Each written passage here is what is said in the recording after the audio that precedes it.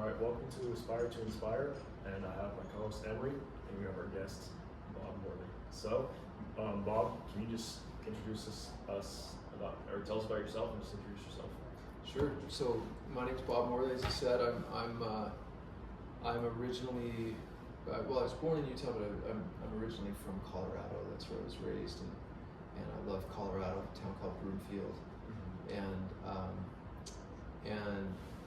my basic career path, like what I do for a living, I'm actually a teacher at BYU Idaho, and that's like in my life I've been blessed to progressively move closer and closer and closer to my dreams and the things that I take the most value in and that I love and that I consider true riches, and to be living that is really awesome. I love it.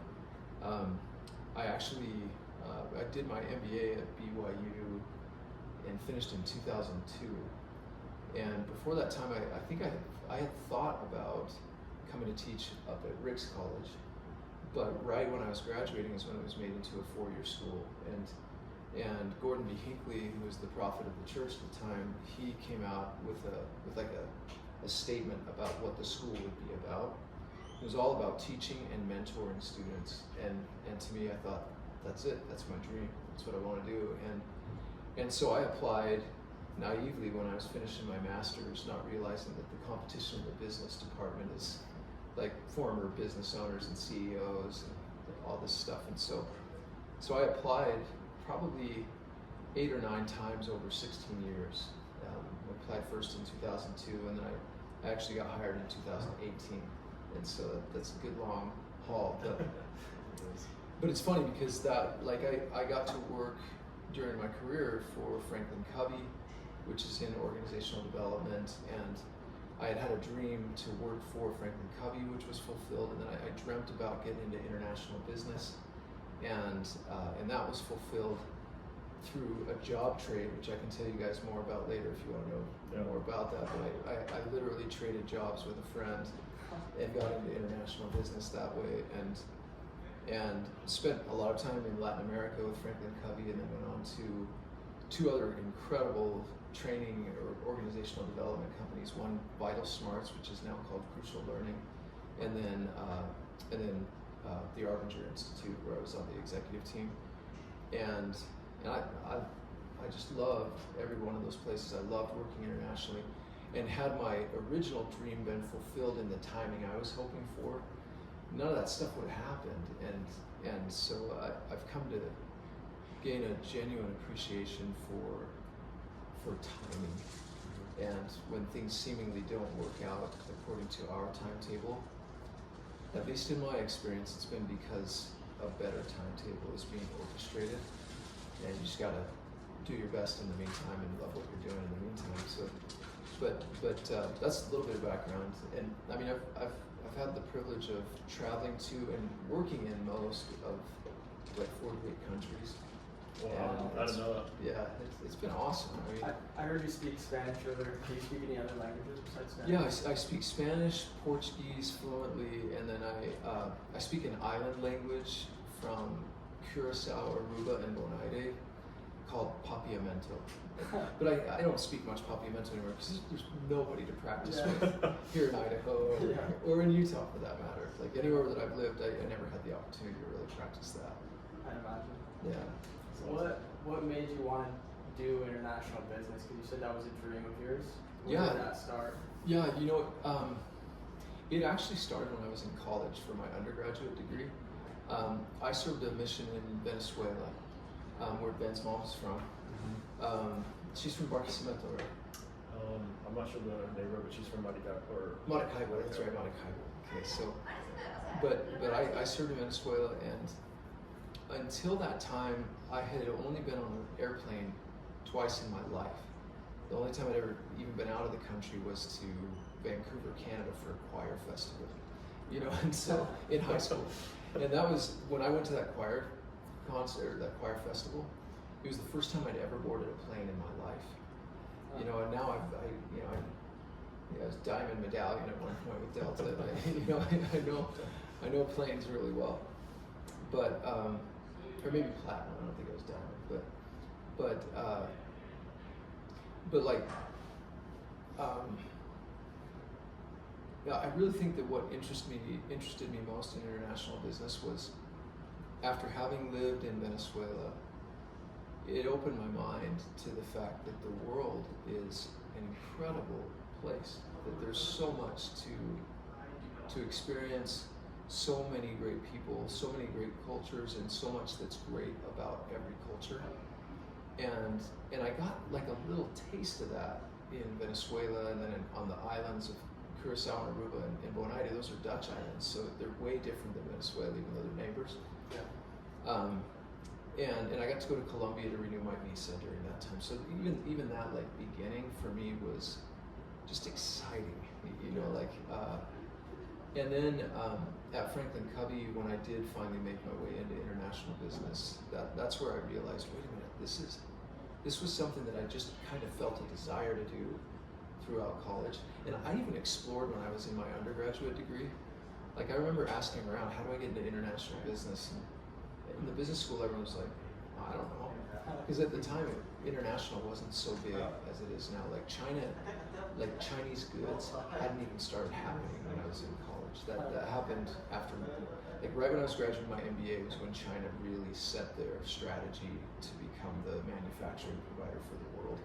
Before that, nothing like that. I didn't know it was that recent.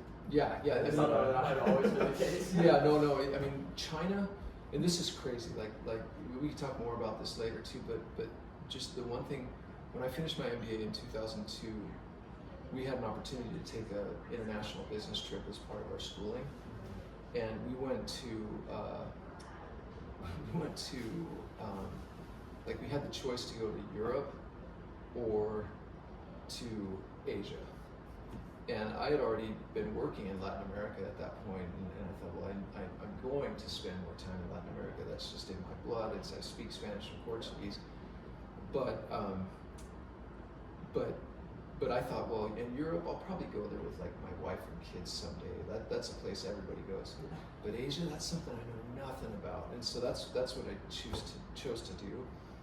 And when we went over to Asia, at the time, we went to Japan, and Japan at the time was just the economic powerhouse of Asia. We went to Hong Kong, which was still free Hong Kong. They hadn't yet transitioned over to China. I guess they had technically transitioned. I think the transition started in 1999, so this was 2002. But it still was very much not China. Yeah. But then we went to Beijing, and in Beijing, there were skyscrapers everywhere. And I remember asking our tour guide, I'm like, so what companies are in those skyscrapers? And he's like, there aren't any. I'm like, well, why are they building those? Like, for all the companies that will come. So they like pre-built the skyscrapers in Beijing. And then we go down to Guangzhou, which is one of the manufacturers. Guangzhou and Shenzhen are like the two big manufacturing centers of China. And we go down to Guangzhou and toured a couple of factories, but then there were empty factories everywhere. The same thing as, so what companies own these factories? Like, no, they've been built by the government for all of the factories that will come. That's crazy.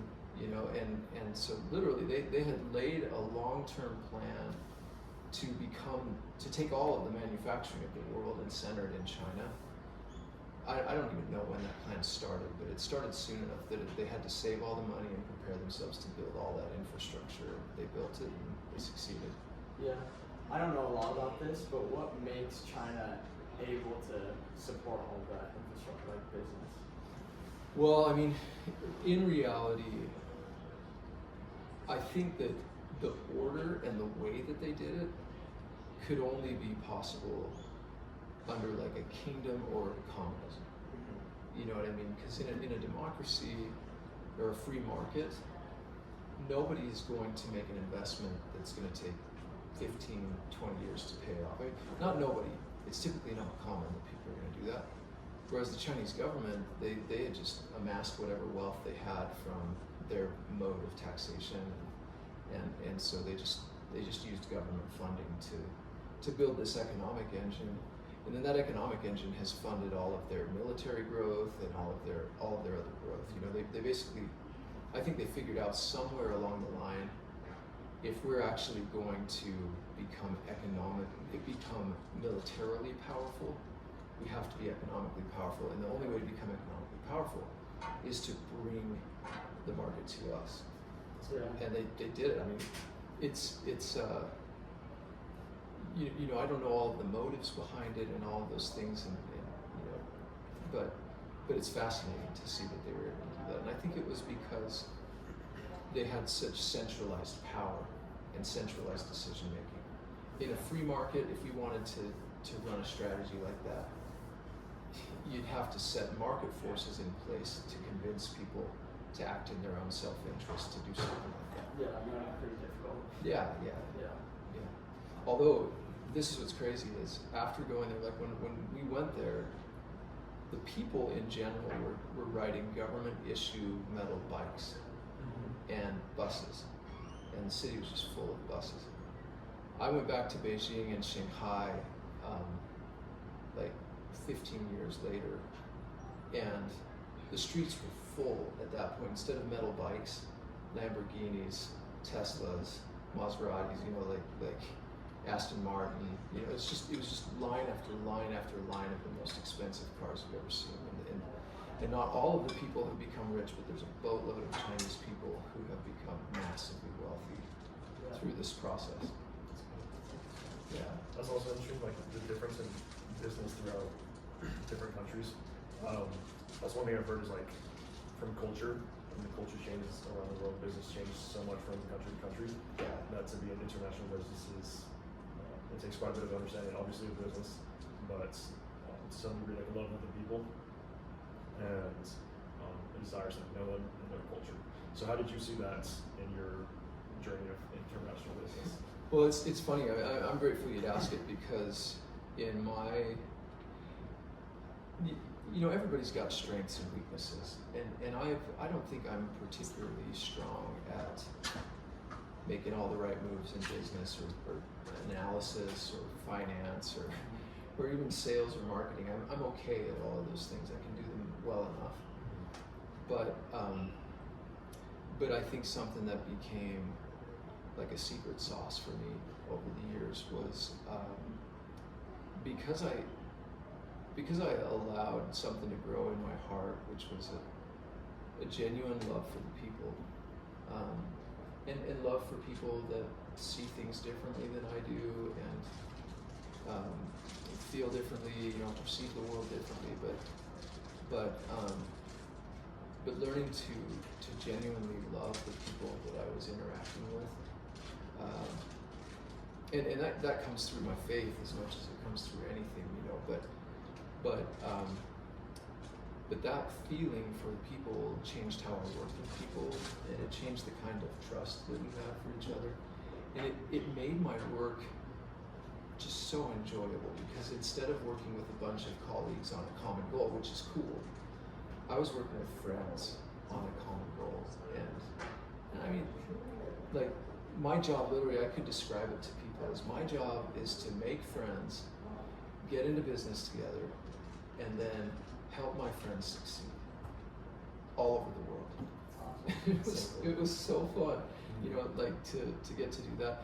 And that's one of the reasons that I think I always wanted to come to BYU Idaho is I feel like, you know, through church service and just a lot of interactions, as I was raising my young family, I had a lot of opportunity to interact with younger people, like teenagers and college-aged youth, and I was a teacher at the Missionary Training Center in Provo, Utah, and every time I was actually in a teaching environment with people of all ages, but particularly with young people, I just felt like I was on fire. You know, like I felt like this is what I'm supposed to be doing. You know, and so I always felt that draw to come to BYU Idaho, because that's what we're about. Like BYU Idaho unites a love for people who are building their lives. They're like in a stage of growth and excitement.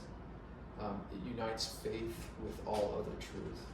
You know, like it puts all of the truth into one thing, which I love. And there's a mission to build leaders who are disciples of Jesus Christ. leadership was my career. You know, being at Franklin Covey and Bible Smarts and Arbinger, that was all about leadership. And so the biggest lesson I've learned from that is if God had asked me when I was a young man in college to write my own list of like dreams or like to design my life, there's some things that I would have known and I would have designed okay, you know what I mean? But he's done such a better job than I would have ever done. And there's things I thought I wanted that he hasn't given me, and things that I totally wanted that I didn't know that I wanted. And him bringing all that together has been, I think, the greatest blessing of my life. I mean, not the greatest. The greatest is my wife, my family, our relationship with God itself. But to see the effect of His hand in my life just makes me so grateful. You know, I forget to be grateful like anybody, but when I stop and think about it, it's been really good. Stops you with it, makes you think. Yeah. Going back to when you decided you're a professor, what has your perspective developed into seeing people who say that secular learning should be separate from things that are spiritual, or that there's business and then there's your spiritual personal life? Obviously, being a professor here, they kind of say that they should go hand in hand. What do you have to say about that? Well, I think it's great. I have a friend in Singapore who he calls himself an atheist, you know, but he has centered his life. He runs the Arbinger business in Singapore, and he's done a phenomenal job there. He's built a really great organization, and he loves the truth, and he tries to build his life around true principles. And I think that when people see religious truth and other truth as separate things, it's just because they haven't yet experienced that all truth is one thing. You know, if it's true, it's something that transcends time, it transcends space, it transcends the individuals who know it. You know, like what's true is true. And so you know, there's a scripture that talks about how the truth can be like circumscribed as one thing, you know, like just brought together in one thing. But I think that the truth is actually just something that is one thing. You know, whether it's a physical principle, a physics formula, a chemical formula, a biological formula or process, or the process of coming closer to God, the process of repenting of sin. All of those processes and how they work, they're either true or they're not. And I think there's really nothing better than to learn with a paradigm that what I'm really looking for is what's fundamentally true in the universe. And religious truth just casts more light on secular truth. They're not exclusive. In fact, to exclude each other means that there's two separate sets of truth, which is a ridiculous thought. You know? Me and him we're talking about that on the way over here. Yeah. Like the difference between, like, we were actually talking about Christianity and Buddhism and how many like connections there are, but how truth is like prevalent in both.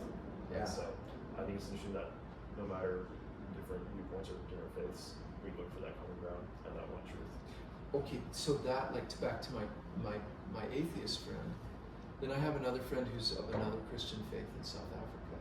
I've got friends who you know, they're more like Shinto by tradition in Japan, but not particularly religious. But being at a place like Arbinger, we were all united in our love for true principles. Even though our faiths and our backgrounds were so wildly different. And I love that, you know, like starting to see, wait a minute, God loves all of his children, and he gives truth to all of his children. And if we can appreciate that truth in one another, then our possibilities are infinitely greater than if we just hold ourselves to the small amount of truth that our little group possesses. Yeah. You know what I mean? And that's more hopeful to me too, because if you see the world in the light of a bunch of groups that have their beliefs, and only one small group has the truth, you know what I mean? That to me tells me a story that God doesn't really love all of his children, which I don't find anywhere in any religious tradition that that's true. Yeah. You know what I mean? And so if you see it more as actually God has given truth to all of his children as much as they are willing to receive it. And for any of us of any faith, if we get to a place where we stop being willing to look for and see the truth in our neighbor, then we've cut ourselves off from the truth. And you can only go towards darkness if you do that. Yeah. You know. I see a direct correlation with you saying that you're open and you've learned a lot from other people and cultures to you saying that truth resides in everyone. I think that that's probably the fundamental perspective, that even if people can't articulate that, that's what allows them to be able to see other people as a source of truth. Yeah. But I would ask you, what do you think sometimes holds people back? Because I know politically there's a lot of division. What perspective do you think is the antithesis of that, and where do you think that comes from? Well, that's a great question. I think that I think every religious tradition recognizes the power of darkness or opposition, and I think that if assuming that there's a God, there's a devil as well, and one doesn't have to look very far to see the fruit of the devil in people's lives. As you see people slaughtering each other and things like that, you're like, it's not driven by God for sure.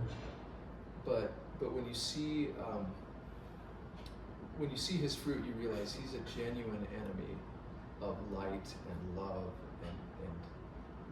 and goodness and truth. And so I think that one of his most important military strategies as an adversary of the light is to convince his enemies that they're each other's enemies. Because then they spend all their time fighting each other over like dogma and silly discrepancies of doctrine. And meanwhile, he just wreaks havoc on the world, and makes people miserable in the name of God, in the name of religion, in the name of what's best for one group, when it's actually just a selfish, world diminishing, light diminishing path. And I think that's everywhere, including in my own life.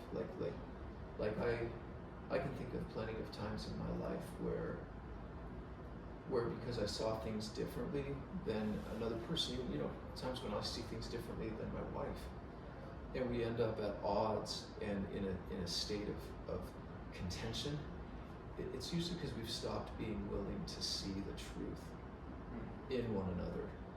And we're so focused on what we see as true that we're not willing to open our mind to the part that they see as true.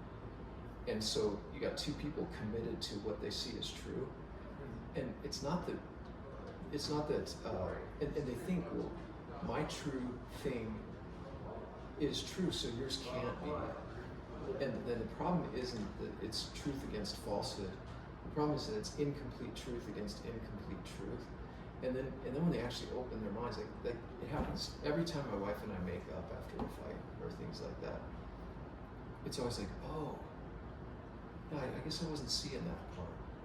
Then my wife would go, yeah, I wasn't seeing that part, and now I see more, and turns out I still like you.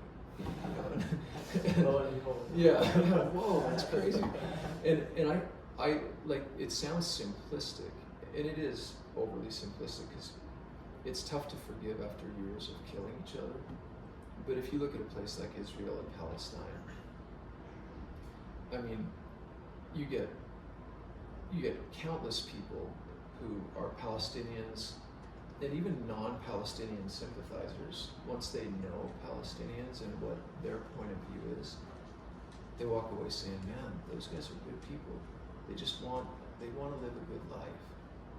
You know, for the most part, you got people that are so steeped in hatred, they just want to kill Jews, you know. And on the other hand, you've got Jews that if you were to hear their side, you'd be like, man, these are good people just trying to live a good life. But then you also have some that have gotten so steeped in hatred, they just want to kill Palestinians. But for the most part, I think you've got two good sets of people that if they could open their minds to seeing each other's point of view and actually really feeling it, and trusting each other enough to act in one another's best interest, in the interest of what's actually true, they would solve that problem. Yeah. I thought it was interesting when you said, you were talking about you and your wife, you said, one person has incomplete truth, the other person has incomplete truth. And it reminds me of, I've learned this in one of my classes, moral relativism, or seeing the truth as just relative to whatever you want it to be. I see that as saying, whatever I want to be the complete truth resides within me, and therefore, what do I have to look outside myself for? And obviously, there's different sects of that philosophy, but it seems like that's kind of the root of contention in a lot of ways, saying, well, I feel like I have all the truth, and therefore, you have none, or what you believe is irrelevant to me. And so, yeah, I think moral relativism is it's a trick. You know, like it's really popular in today's day and age to think that it's a really kind, good thing to hear someone else that has a different point of view than you do and say, wow, that's amazing, your truth is so beautiful. It's not mine, but that's so beautiful, that's great. Keep your truth, you know what I mean? And I'll keep mine. I think that means that truth is something that's not an eternal thing that exists independent of people, and that we somehow invent truth. And if it can be invented, it's not true. You know what I mean? And so I think even though that is in the name of kindness, that's solved a lot of arguments to say, you follow your truth, I'll follow mine, and that's great. I think a better approach would be to say, to stop and listen to each other and say, tell me more about why you feel so strongly about that. What's actually true there? And I'm going to listen really carefully and pay attention to what's actually true. And then would you be willing to listen to me? And let's see where the real truth resides between us. But we would have to assume that neither one of us possesses the truth. yeah, You know, like we would. it's a prerequisite. Yeah, you have to have that prerequisite that and I think anybody who has a real understanding of God, and not a complete understanding, because I don't think anyone of us on earth has it, but anyone that has a true understanding would have to recognize, you know, I can't assume that everything I've learned so far in life is the complete knowledge of the truth. You know, like me, an imperfect being, and then the author and finisher of truth. You know, like there's a long way to go there. And if we just humbly recognize that distance between what we know and what we could know, then it's a lot easier to listen to each other instead and not write each other off of like, well, that doesn't agree with what I know, so our conversation's over. Yeah. You know. I love what you said about if it's like truth, it can't just be invented. Yeah. I just started reading 7 Habits of Highly Effective People by Stephen Covey. Yeah. And it's cool just because obviously he worked at Franklin Covey. But when he talks about the 7 habits, he says, I didn't invent these, I discovered, or I didn't even discover them, like I just, or maybe I discovered them for myself and then I started publishing them. And so I think that's super impressive because he didn't invent anything. These 7 habits are just like their principles are the truth. Yeah. And obviously you can apply that to many things. Anything that's true is true. And as we discover that, it's not something that we can invent, but it is like, and we're talking about something that we just have to discover for our own application, and then it becomes part of our either moral standing or just part of our knowledge, I guess. Yeah, what you said there is key. Truth isn't invented, it's discovered. That's awesome. Yeah. Yeah, I think I think that is I think that's something that if we, you know, even if Russians and Ukrainians and all those groups, you know, you'd have to, there's two things that have to happen. There has to be a humble willingness to listen to each other, and that there also has to be a willingness to let go of things that are evil. You know, like if your understanding of what's true tells you that it's okay to kill people who disagree with you, or to kill people in the name of power, or things like that, then you're not aligned with the truth. You know, and so it's pretty tough to solve the problem if someone is aligned with a false idea. You know, you have to, at some point, people have to let go of their false ideas. Like at the end of World War II, how is it that Germany and Japan and the United States and England and France, how is it that all those countries became allies? And they're true allies of one another now, like genuine friends. How did they become friends? Somewhere they had to let go of the evil desires to slaughter each other, and instead look at each other again as people and as brothers and sisters in the same family. Do you think that time is something that's necessary in a lot of those situations to be able to remove yourself emotionally from events that happen? Or do you think there's a way to somehow do it right after something happens? Well, that's a great question. Yeah, Ben, you had something? Yeah, it's a great question. I think I've thought about that a lot because like the Japanese people have fascinated me when I've gone to Japan, because you know, this is a country that had two of their cities obliterated by nuclear weapons that were willfully dropped by the United States. And you would think that there would be a lot of leftover hatred for Americans, for the West, and that's not really there. I'm sure it exists, you know, but not in anything you can feel or sense. Like, if anything, you feel mutual admiration when you go to Japan and you're in business meetings and things like that. And I think that part of the reason for that, time I think helps for sure, but more than time, it's what happens during that time. Like right now, the way Israel and Palestine are treating each other, time will not solve their problems ever. You know, but if they started making deposits in one another's emotional bank account, which again, that's a Stephen Covey principle, but if they start to make genuine deposits that build trust, and that start to allow forgiveness to come to life, then you can heal. And so I think, how long? If the question is how long, I think the answer is, how fast can you do what's necessary to build trust and forgive each other? You know what I mean? And if you can make so many awesome deposits and like really genuinely forgive in a month, then you can have a good relationship in a month. But if it's going to take you 20 years to make enough deposits to overcome having bombed each other to smithereens, then it takes 20 years. But either way, it's worth it. Yeah. You said emotional deposits. What exactly does that look like in a practical setting? Well, okay, so Stephen Covey, the emotional bank account is something, I think he coined the term. I'm not sure, but I know it's there in the 7 Habits. And the idea is that we all make deposits and withdrawals from one another's emotional bank account. Like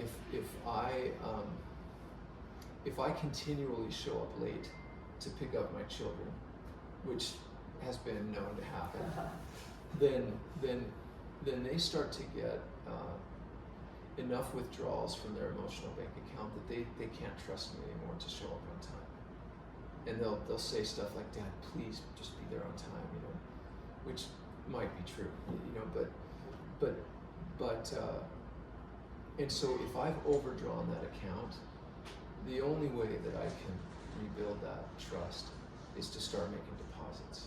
And deposits would be things like showing up on time, or stopping by their room each night to listen, you know, or finding out something that they really genuinely love to do and going and doing it with them.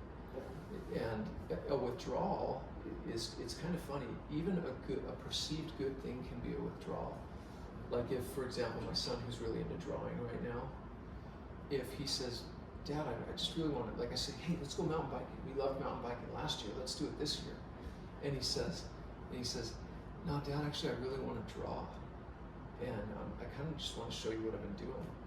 And I'm like, oh, no, son, let's get out. Let's go outside. You really need it. I know it makes you happy. Let's go.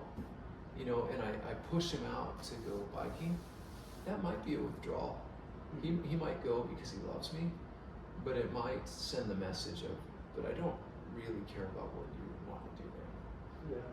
Yeah. And so I think that's a great question. Is Israel and Palestine, they would have to ask each other, what's going to be a deposit for my neighbor, rather than what deposits do I want to make? What deposits do they need me to make for there to be trust? It seems like you learn that the most deeply being a parent. I don't know how else you'd be able to have so many experiences of exposure to trying to work that out, especially if it's irrational, if it's a child, sometimes, because you're not going to always make sense. Yeah. But that doesn't change the fact that it's an emotional withdrawal, right? If you're like, I don't understand why you feel that way, Yeah. it doesn't matter to a certain extent. Obviously, they still need to do what needs to be done sometimes, like their homework, but you still need to find what is positive to them as far as what you're talking about, a deposit. But Big time, yeah.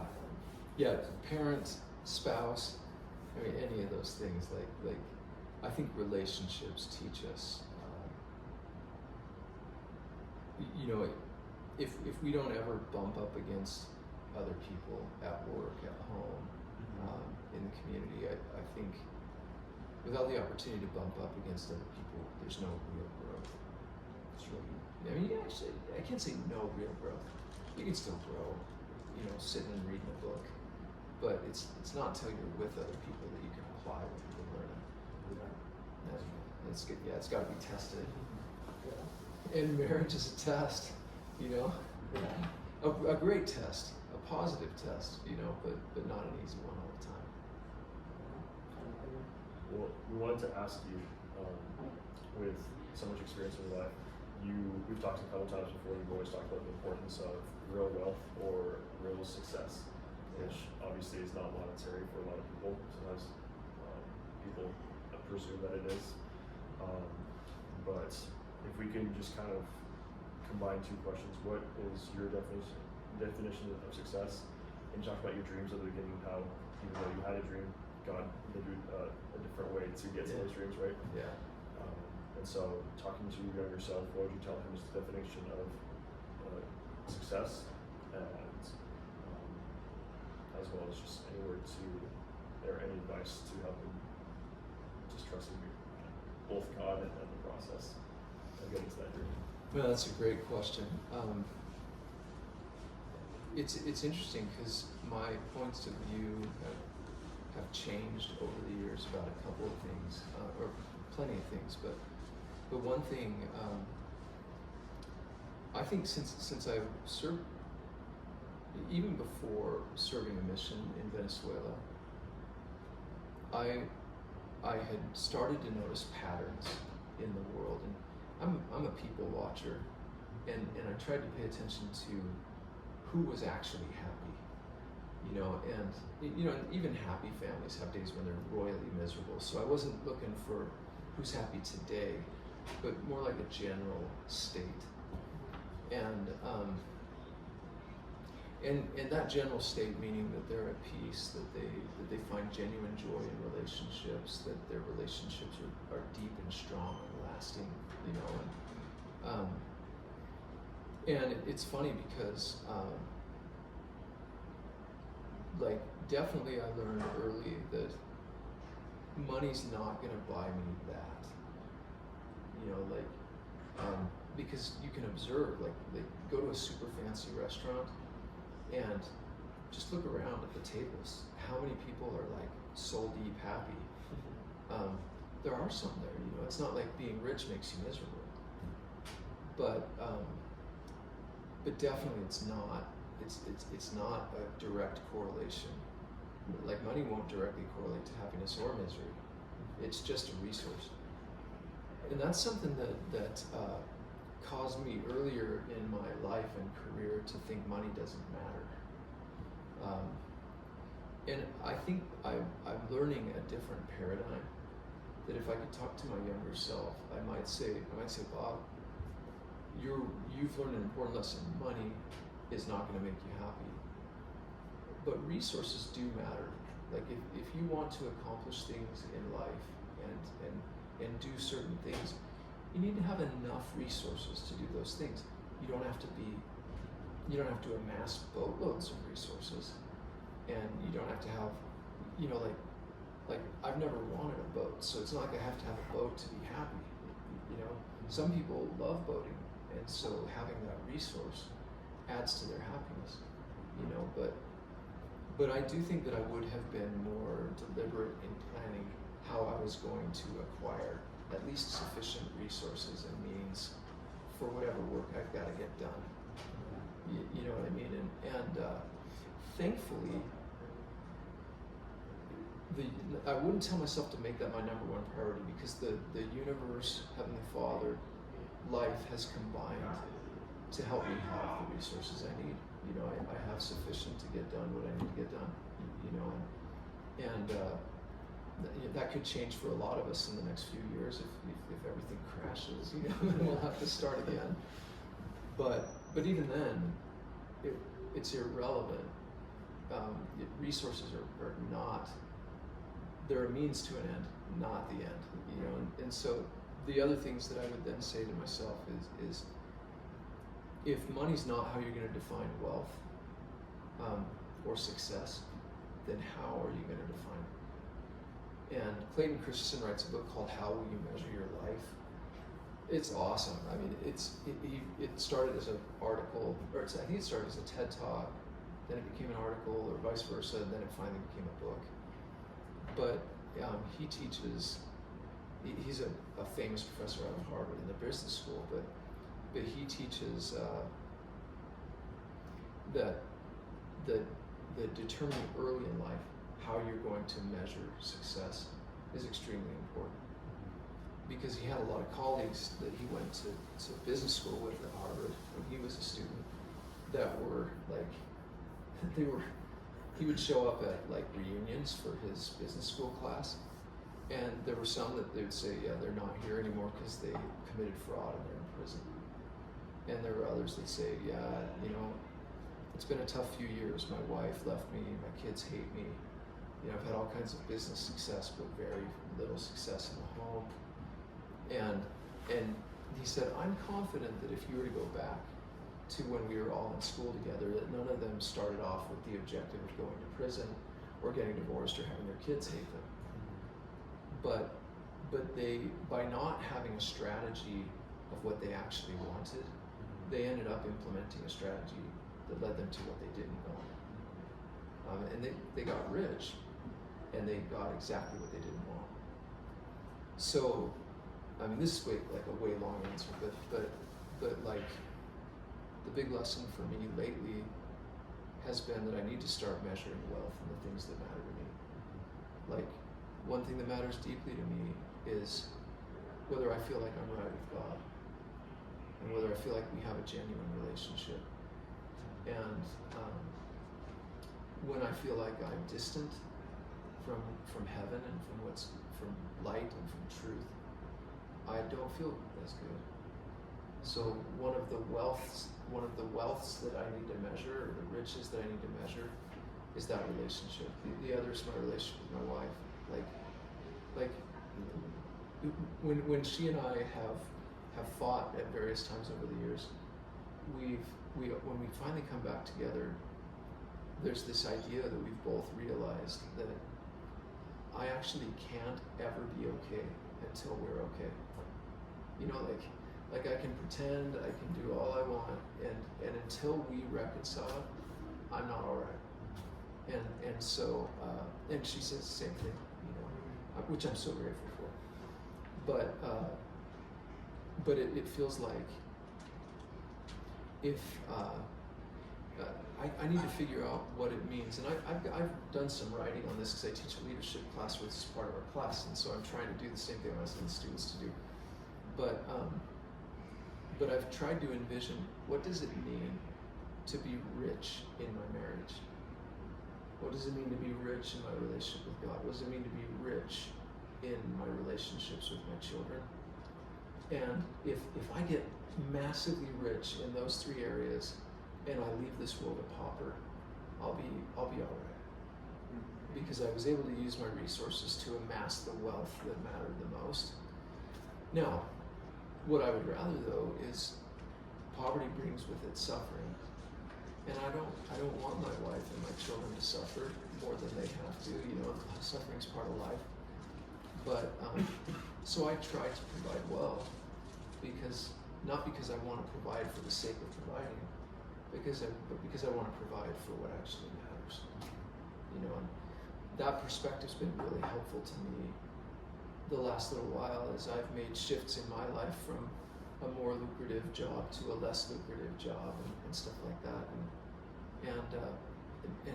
it's turned out that I'm happier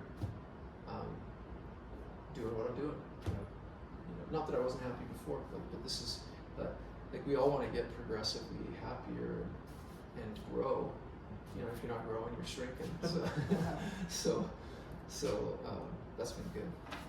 That's amazing. You're an inspiring person for sure. Well, that means a lot. I mean, you guys are asking the right questions. We could ask about all my folly and talk all day long, and you would just laugh and be like, "Man, you are an idiot." But that would also be inspiring because we're all part of that same club. Like we all have amazing strength and embarrassing weakness. You know. And that's part of why we picked the name Inspired because obviously we all fall short at times, but if we were always aspiring to something better, Yeah. we're always progressing to some degree. And so we appreciate you coming on the show today, and we hope to. Thanks. Do you have any more questions? Or? No, I just want to say I think you're inspiring because of your balance and perspective. I think that's something that's probably one of the most difficult things in everything we talk about in conflict resolution, and the way we see ourselves, our motivation, and our goals. The alignment requires us to be able to think in two different ways kind of simultaneously, which is what some people say is critical thinking. Yeah. And so I think you've been a great example of moderation in your thoughts and your actions and how you perceive the world. So thank you for that. Thank you. I have to say too, even when I was a teacher at the MTC, my buddies would joke and say that I was the most likely amongst our group to get shot someday, just for speaking my mind too forcefully, you know. And even now, you know, my wife, my father-in-law, there'll be times when they tell me, they're like, "Bob, you just never listen." I'm like, "But I'm trying so hard to listen," you know.